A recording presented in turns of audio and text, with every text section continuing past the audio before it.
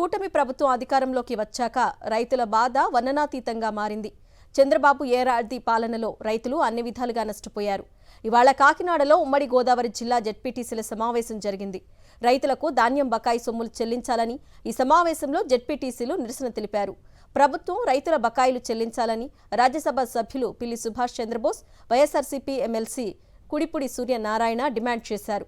అనంతరం సమావేశాన్ని జెడ్పీటీసీలతో కలిసి వాకౌట్ చేశారు.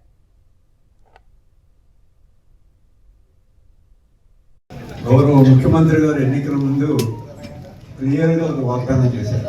ధాన్యం ప్రొక్యూర్ చేసిన వెంటనే 24 గంటల లోపు వారందరికీ కూడా పేమెంట్ ఇస్తాము. దాదాపు 2 నెలల 15 రోజులైంది. పెట్టుబడి అధికంగా కావాల్సిన రోజులు. ఒక పక్క ఫెర్టిలైజర్స్ అరువులు ఇచ్చిన వ్యాపారులు ఇబ్బంది పెడుతూ ఉన్నారు. అదనపు వడ్డీ వేస్తామని రైతులను ఇబ్బంది పెడుతూ ఉన్నారు.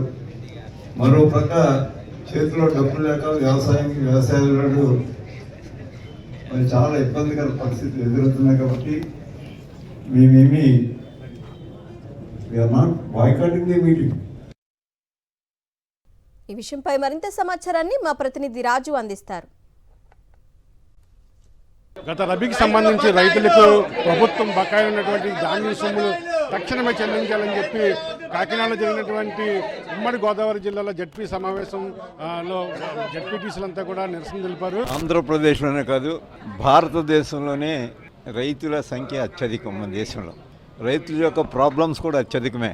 మరి ఇన్ని ప్రాబ్లమ్స్ ఉన్నప్పటికీ గౌరవ ముఖ్యమంత్రి గారు ఎన్నికల ముందు ఇచ్చిన వాగ్దానం ఏంటంటే, ప్రభుత్వం ధాన్యం ప్రొక్యూర్ చేసినటువంటి మరుక్షణం అంటే 24 గంటల్లోనే వారికి ఆ డబ్బులు పే చేస్తామని ఒకటి. 2, రైతు సంక్షేమానికి ప్రతి సంవత్సరం 20,000 రూపాయలు ఇస్తామని ఒకటి.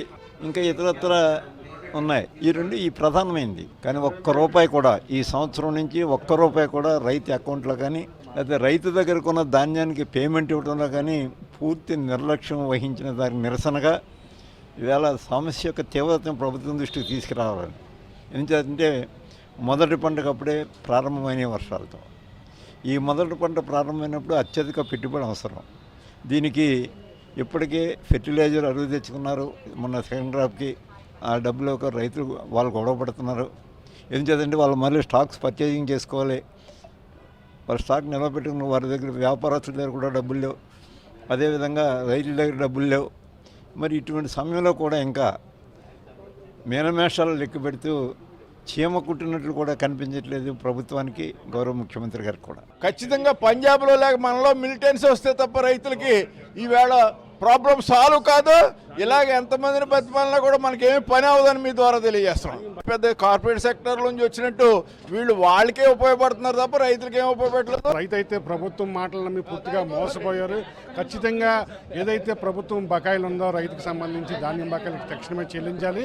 ఈ నేపథ్యంలో సమావేశాన్ని వాకౌట్ చేసి బయటకు వచ్చి మేమంతా కూడా నిరసన తెలియజేశాము. ఈ నిరసన ఖచ్చితంగా ప్రభుత్వం చేరాలని చెప్పి మేము ఈ ఆందోళన చేస్తామని చెప్పి వైఎస్ఆర్సీపీ ప్రజాప్రతినిధులు చెప్తున్న పరిస్థితి.